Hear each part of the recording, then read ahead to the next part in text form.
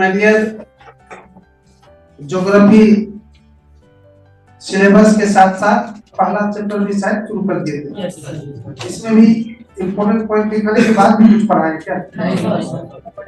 पहला चैप्टर का important point हो गया है और उसी का जो अगला प्रक्रिया है, अर्थात इम्पोर्टेंट पॉइंट लिखने के बाद क्या लिखाते हैं हम, फिर एक एक जितना पॉइंट लिखे हैं एक एक पॉइंट को हम लोग फिर हड्डी गोडी तोड़ते हुए पूरी उसकी दवाई दारू लिस्ट तैयार करते हैं। नहीं तो आप लोग अपने कॉपी में लिख लीजिए, इस समय जो आप पढ़ रहे हैं ज्योग्राफी पढ़ रहे हैं, नहीं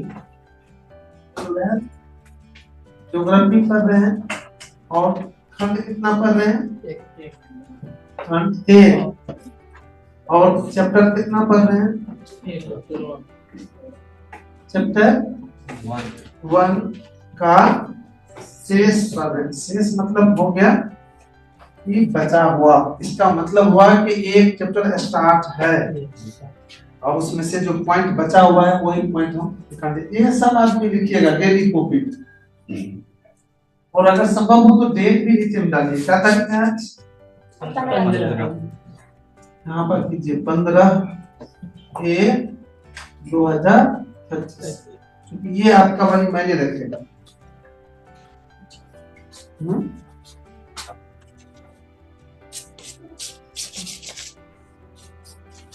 ओके,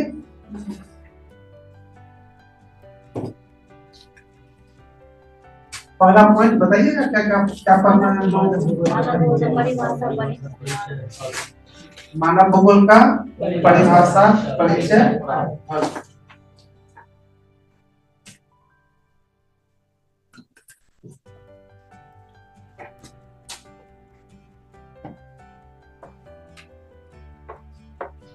मानव भूगोल का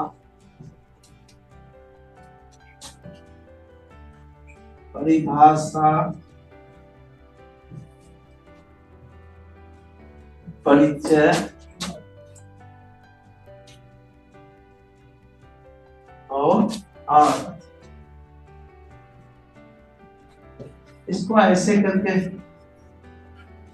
घेर दीजिए ताकि दूर से ही दिखाई दे। करती है बढ़िया से कॉपी के बिल्कुल बीच में दिखा दीजिए सब। मतलब भूगोल का परिभाषा परिचय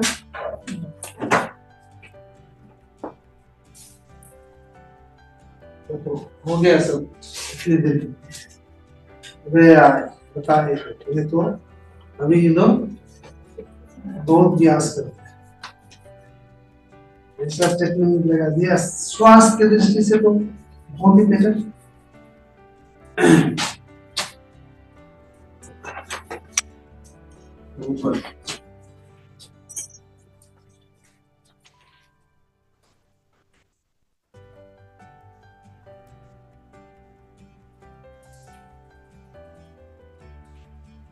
तो मैं हमने प्रारंभ से ही बताते आ रहे हैं कि भूगोल की दो पार्ट हैं, एक मानव भूगोल है, एक प्राकृतिक भूगोल या भौतिक भूगोल।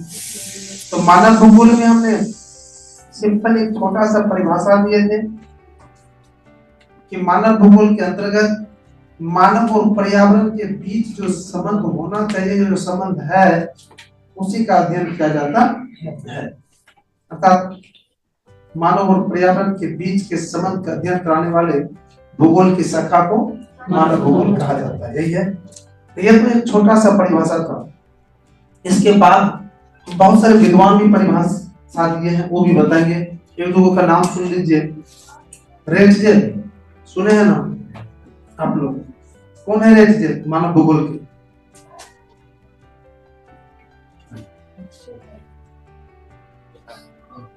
दादा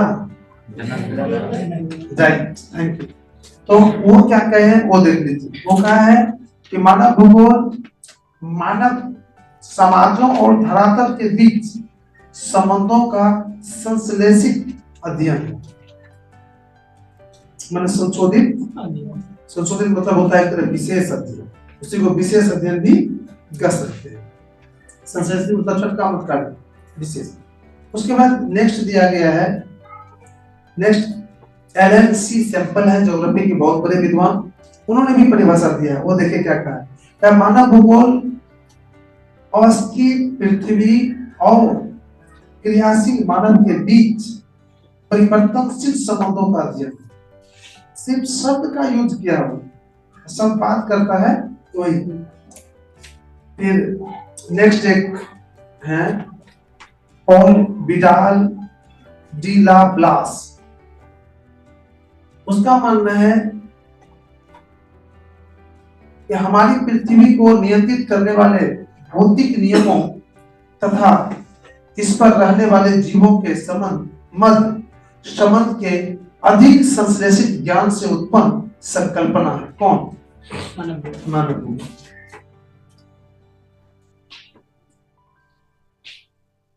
तो इस तरह से बहुत सारे विद्वान भी बताए हैं, वो भी बताएंगे आप लोगों को, लेकिन पहले ये लिखिए।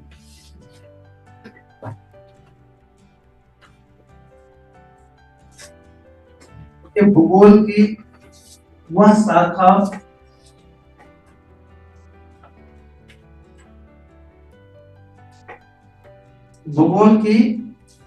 शाखा जिसमें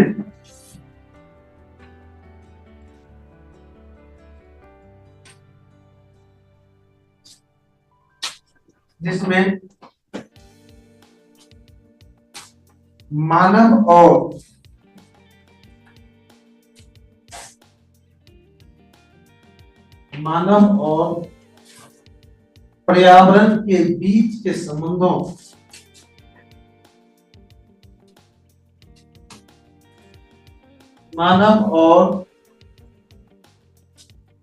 पर्यावरण के बीच के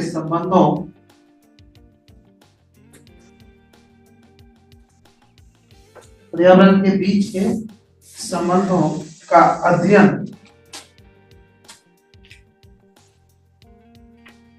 किया जाता है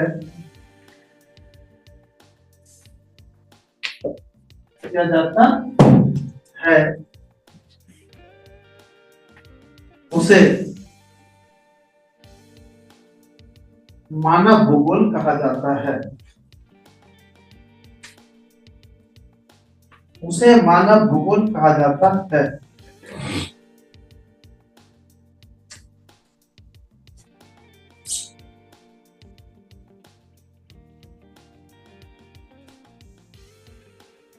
उसे मानव भूगोल कहा जाता है।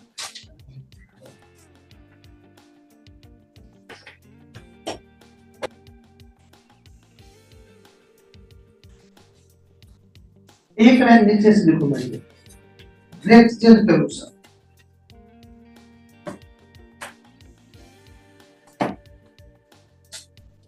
इसके अनुसार रेट जेल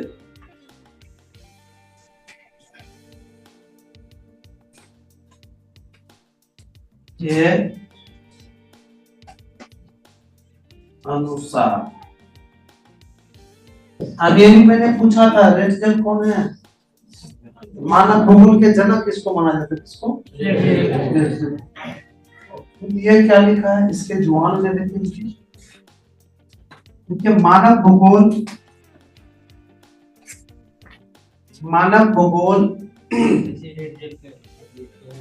डैश देखे, एक लाइन नीचे से बोले थे आप, कहां से लिखना शुरू कर दिया यार? एक लाइन नीचे मतलब क्या? ये यार तुम सब सुनो और नहीं समझो तो पूछो हमसे, ठीक है? ठीक है, कभी बताए थे पैराग्राफ कैसे चेंज होता है, एक लाइन नीचे कैसे होता है? मानव भूगोल मानव समाजों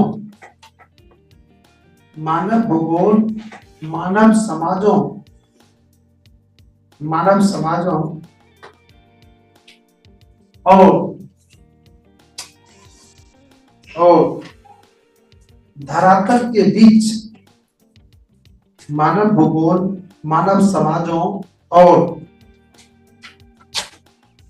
और धरातल के बीच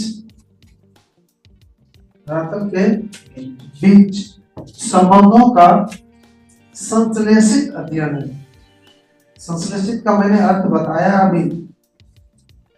एक तरह से संशोधन क्या हुआ था, विशेष संश्ले, ये तो लिख दिए यहाँ पर, गलत गलत होते हैं। संश्लेषित अध्ययन है।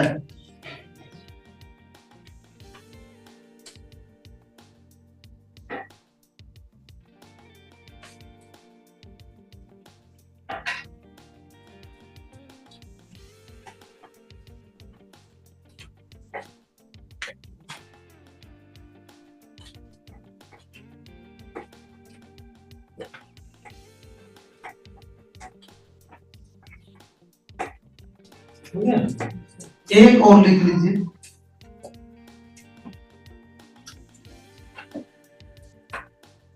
एलन सी सिंपल। ये तो ले लिया था, अब क्या लिखेंगे हम लोग? एलन सी सिंपल।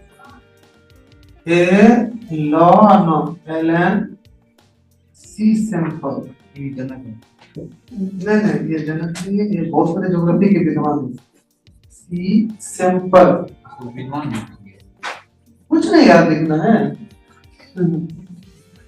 ऐसा लिखिए क्या आप? लिखिए क्या आपको लगता है कि खुद से कौन नहीं जानता है? ज्योग्राफी बहुत बड़े विद्वान है, लिखना थोड़ा है आपको। विद्वान को विद्वान लिखिएगा, महात्मा गांधी को लिखिएगा महान, तो तब जानेगा लोग महान है वो। एलएनसी जय दीजिए ना, फिर दिखाते हैं।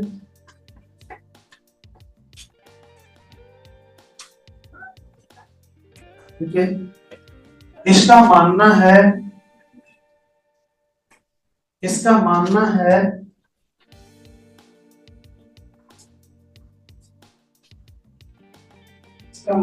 मानव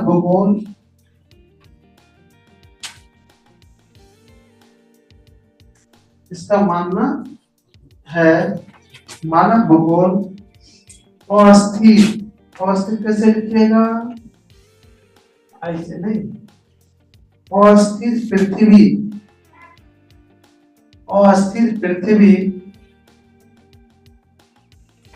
अस्थिर नहीं है, गतिशील है ना, इसलिए लिखा है अस्थिर पृथ्वी और क्रियाशील मानव। मानव क्या करता है? कुछ न कुछ काम करता है।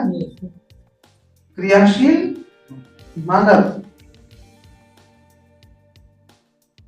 मानव भूगोल और अस्थिर पृथ्वी और क्रियाशील मानव के बीच परिवर्तनशील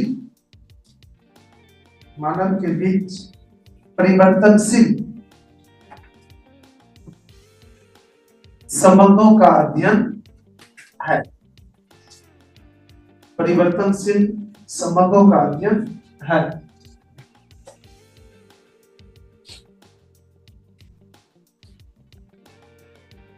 परिवर्तनशील संबंधों का अध्ययन। नोट में लिख लीजिए, तो पता नहीं आप लोग लिखे कि नहीं लिखे कि इसका जन्म। नोट में लिख लीजिए। नोट, ये नोट वाला जो है ये परीक्षा के दृष्टि से नहीं, आपके कंपटीशन के दृष्टि से महत्वपूर्ण होता है। बराबर लिखाते रहेंगे हम, कोई महत्वपूर्ण ऑब्जेक्टिव होगा, कोई बात होगी तो हम उसको नोट करा देंगे आप। देखिए नोट में, मानव भूगोल के जनक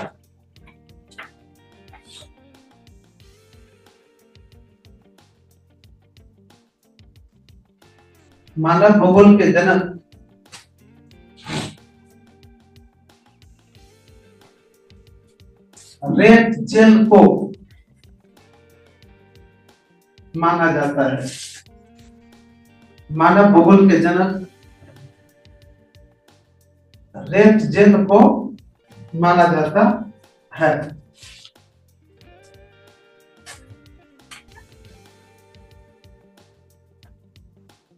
रेड जेल को माना जाता है। हो गया? तो इस तरह से मैं ये पहला जो पॉइंट था आपका मानव भूगोल का परिभाषा, परिचय और अर्थ, ये आपका पूरा हो गया। तो हम लोग चले हैं ना, चलिए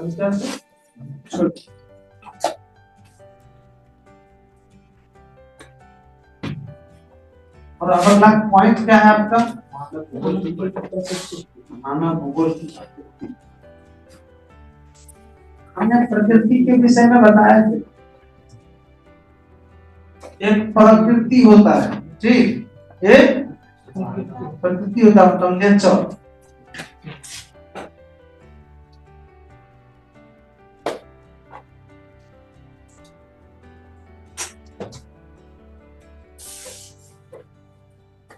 मानव भूगोल की प्रकृति नहीं। चलिए आप लोग भी कॉपी के बीच में लिखिए, मानव भूगोल, मानव भूगोल की प्रकृति।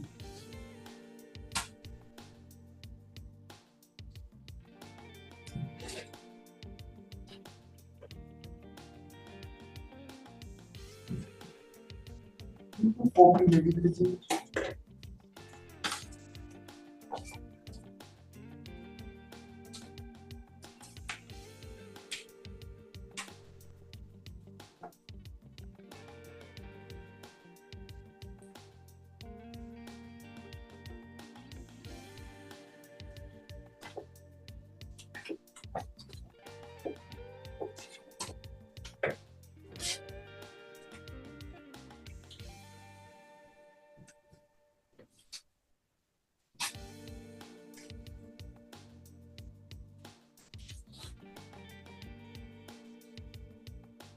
बोले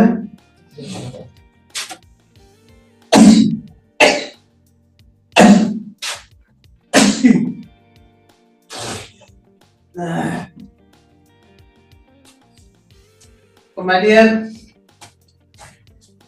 प्रकृति का इंग्लिश होता है नेचर, और नेचर का तात्पर्य होता है किसी का स्वभाव, और ऐसा स्वभाव जो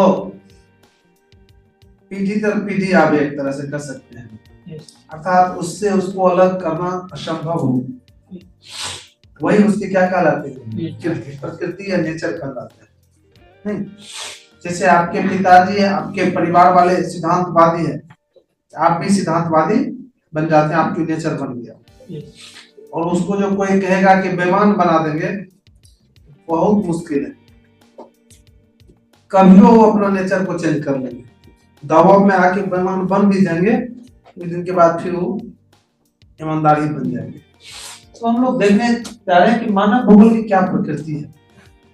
तो भाई यार, मानव भूगोल जो है वो मैंने पहले से मैंने रख रहा हूँ या बता रहा हूँ या बताते आ रहा हूँ कि मानव भूगोल का उद्देश्य है मानव और पर्यावरण के बीच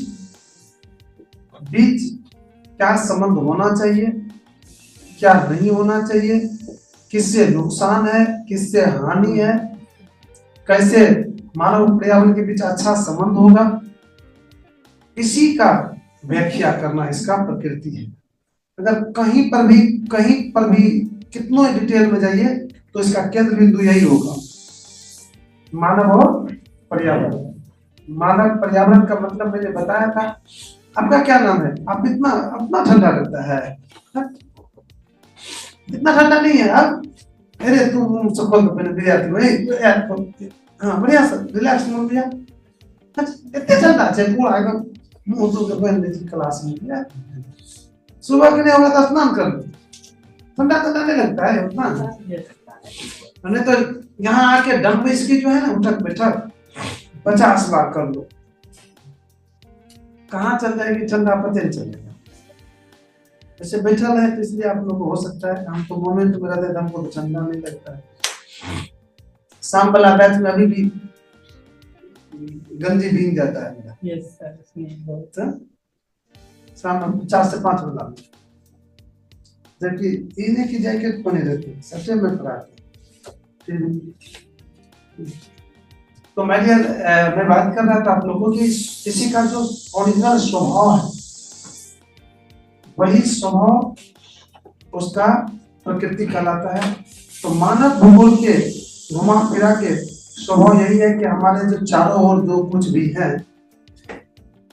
उनसे मनुष्य का, उनसे मानव का संबंध कैसे बेटर रहेगा और क्या संबंध होना चाहिए, इस पर उन्हें अध्ययन कराते हैं पूरी खुली तरह से। अब मानव को कहेगा कि भाई पेड़ पौधा लगाइए, नहीं तो आपको शुद्ध ऑक्सीजन नहीं मिलेगी, शुद्ध ऑक्सीजन नहीं मिलेगी तो आपको बीमारी होगा, फेफड़ा से संबंधित तो बहुत सारी बीमारियां होंगी। तो मानव को ये कौन बता रहा है पेड़ पौधा लगाइए? मानव भूगोल, मानव भूगोल। फिर मानव को हिदायत देते हैं कि आप ये फलना गैस का यूज कर रहे हैं, फलना चीज का यूज कर रहे हैं, जो आपकी वातावरण दूषित हो रही है या आपके विपरीत जा रही है। तो फिर मानव उस पर क्या करते हैं? ब्रेक लगाते हैं। तो ये सारा एडवाइस, सारा सूचना कौन जारी कर रहा है? मानव भूगोल कहीं ना कहीं से वही जारी कर रहा है। और फिर उसको हम लोग अगर बढ़िया से देखिएगा, आप अभी तो 12th में है, जानते हैं ज्योग्राफी को सभी विषयों का जनक कहा गया है। इसको विषयों का जनक है, टोटल विषय। आप कहिएगा जनक का तात्पर्य तो होता है सर जन्म देने वाले, लेकिन ज्योग्राफी से पहले तो बहुत सारे विषय का जन्म हो चुका था।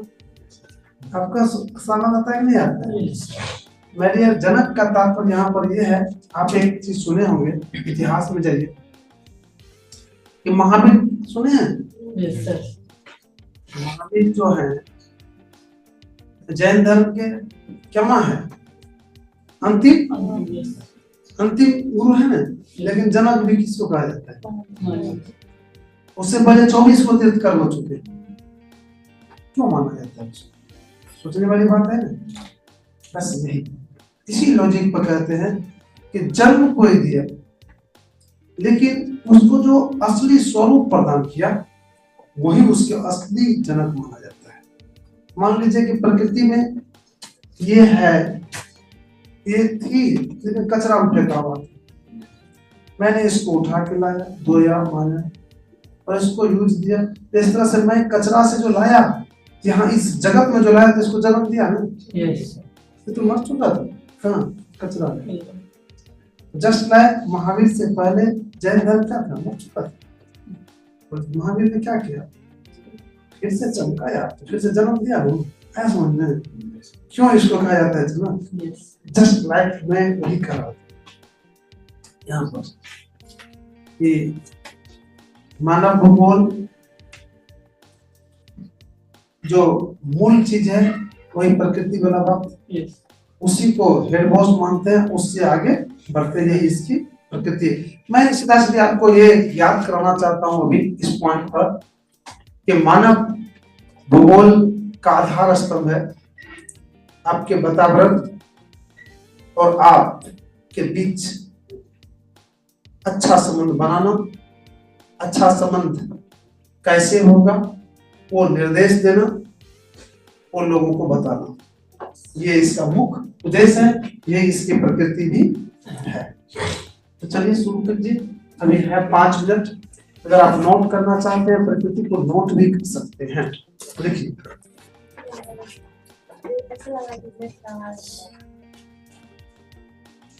नहीं जा रहा है उससे मतलब नहीं, इसमें आवाज नहीं है। किसमें? इसमें रिकॉर्ड में यार जी जी इसमें जा रहा है। इधर आइए नहीं यहाँ इधर, वो तो बाबा देख लीजिए, ये तो उस साइड गेट है, उस साइड को बोलते हैं ना, ऐसे ऐसे वो दोनों है। हाँ इसका मतलब उसमें बात क्या कर रहे थे? देखिए मानव भूगोल की प्रकृति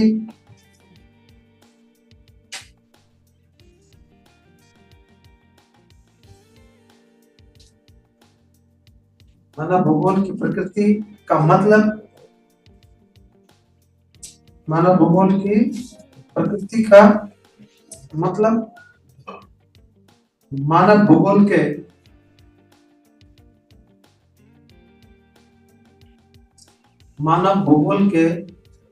मुख्य, मानव भूगोल के मुख्य लक्ष्य है। मानव भूगोल के मुख्य लक्ष्य है।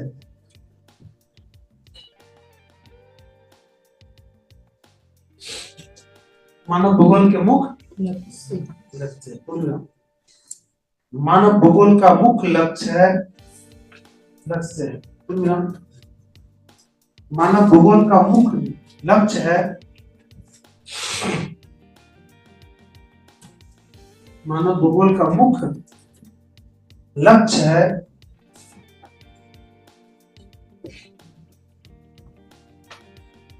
मुख्य लक्ष्य है मानव के पर्यावरण, मानव के पर्यावरण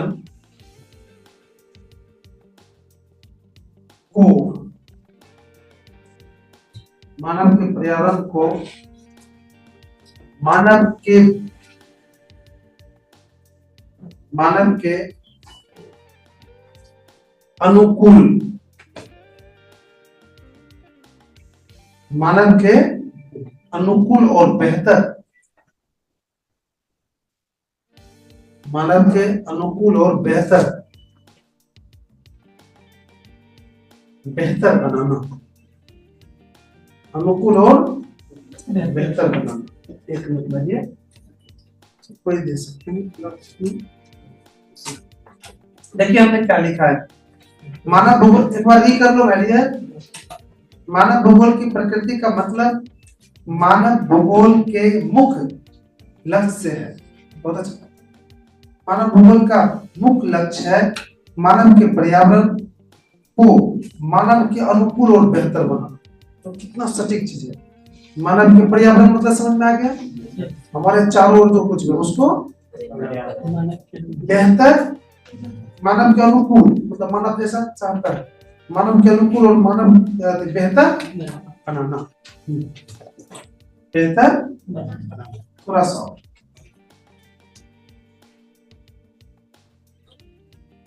इसके लिए मानव भूगोल, हाँ, इसके लिए मानव भूगोल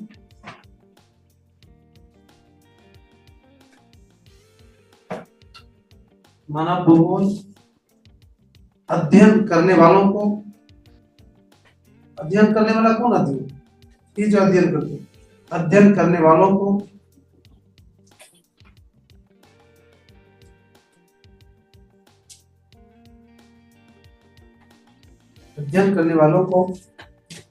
पर्यावरण और, ठीक है ना, अध्ययन करने वालों को पर्यावरण और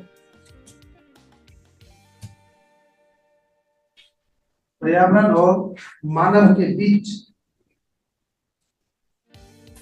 पर्यावरण और मानव के बीच क्या संबंध होना चाहिए, क्या संबंध रहना चाहिए, क्या संबंध रहना चाहिए, उसका अध्ययन कराती है।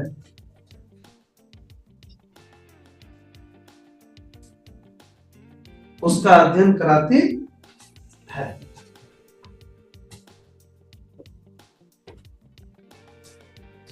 तो आपने देख लिया मानव भूगोल में क्या प्रकृति है, क्या नेचर है, उसी पॉइंट पर अटकता है जाके मानव और पर्यावरण। उसका मकसद है यही, उसका नेचर है, कुछ भी करेंगे कहीं पर भी विस्तार रूप में जाएंगे तो इसका यही मुख्य मकसद होगा कि पर्यावरण को मानव के अनुकूल तैयार करना, मानव के अनुकूल किस तरह का पर्यावरण है वो बताना, मानव क्या करेगा तो मानव के अनुकूल पर्यावरण होगा वो बताना, वो समझाना। यही है मानव भूगोल का मुख्य लक्ष्य भी है, और इसी को मुख्य लक्ष्य को ही मुख्य उसकी प्रकृति भी कहते हैं। अर्थात मेरा जो मुख्य लक्ष्य है वही मेरा नेचर नहीं हो गया, वही मेरा नेचर भी हो गया, वो उसकी नेचर भी है। अर्थात मेरा जो मुख्य लक्ष्य होता है वही नेचर में आ जाता है। तो शायद समझ में आ गया बढ़िया से। अगर और थोड़ा सा भी घर पर भी जाके ये दोनों पॉइंट को पढ़िएगा, आपको गजर बजर उल्टा सीधा डाउट इत्यादि कुछ हो लगे दिमाग में, फिर कल आइएगा, फिर आप ही रखिएगा, और फिर से हम इसको दूसरे तरीके से बताएंगे। ये नहीं कि मेरा तरीका खत्म हो गया। अभी देख रहे थे कि कैसे बोल रहे थे, देखो कितना सुंदर लिखा। तो कोई बुक नहीं, कोई नाना का दिमाग नहीं है बुक देख लीजिए मार्केट में जाके, ये लैंग्वेज होता है, ये अंतर से निकला है कि रियल में जो इसका संबंध है उसको बताने का हम प्रयास करते, बता दिए। वैसे सुबह का टाइम है, जिस दिन से सुबह का किए हैं ना क्लास, पता नहीं पिछले साल से किए हम। पहले 9 बजे से बाद था क्लास, 1 बजे तक था। दोपहर किसी को भूख लग जाता था, किसी को कुछ तो कभी कुछ। पिछले साल से बहुत अच्छे से पढ़ा रहे हैं, बहुत अच्छे से एक पर एक जो परिभाषा देते हैं, एक्सप्लेन करते हैं, तो खुद हम हैरान हो जाते हैं कहाँ से निकलता है। तो ये बहुत अच्छा फॉर्मूला। तो आप लोग हर वक्त फ्री है मेरे तरफ से, एक बर्डन में लीजिएगा, मजा से पढ़िएगा, इसको और कीजिएगा। हमने जो बोले उस पर थिंकिंग कीजिए, आखिर क्या करना चाह रहे हैं, हर वक्त उस पर क्रिएटिव है, तो मजा बन जाएगा। तो है भार बन जाता है, धीरे धीरे भार नहीं बनना चाहिए। तो चलिए आगे क्लास को यहीं पर विराम दे रहे हैं।